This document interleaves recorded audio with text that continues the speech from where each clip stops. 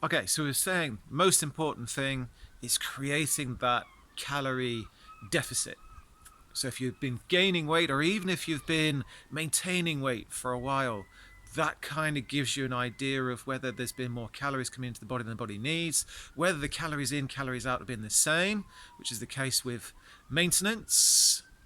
So we know to address the balance, that's a case of finding a way on a daily basis, subtly, that's a word, to have less calories. And one of the big ways of focusing on that and doing that is portion size.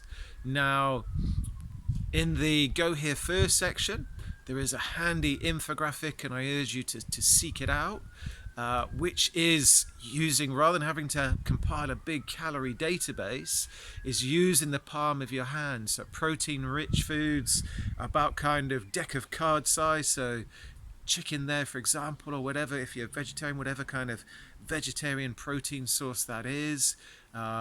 With vegetables can be 2 cupped handfuls, so bigger, less, more kind of nutrient dense, less calories with the vegetables. More or less the same with fruit, probably slightly smaller portion than vegetables. With sort of higher energy carbohydrates, portion of rice or bread, it's more of a kind of, with rice, for example, more of a kind of cupped handful or a slice of bread.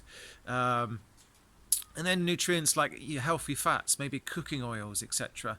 Or even I mentioned, I'm partial to peanut butter. Some of the kind of they're healthy, they're nutrient dense, but also sort of high calorie at the same time. Thumb or even half a thumb to measure portions. Something as simple as that, and then the more simple it is, the more easy it is to follow. Could even be something like using smaller plates, but getting to know portion size, and it could be having some of the other nutrient dense foods before you have kind of your favorite foods. You know you're going to have a small amount, but kind of knowing what the portion size will be rather than leaving it to guesswork. And obviously if you're using that template where you've got the different types of nutrients, protein, carbohydrate, fat, and you're thinking, well, the one I'm going for is not on the list, then I guess then moderation comes into case with this.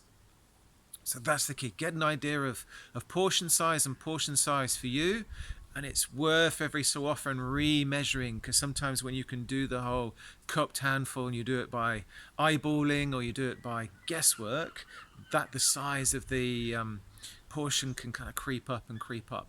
I know I've done it myself. A lot of this is based on experience too.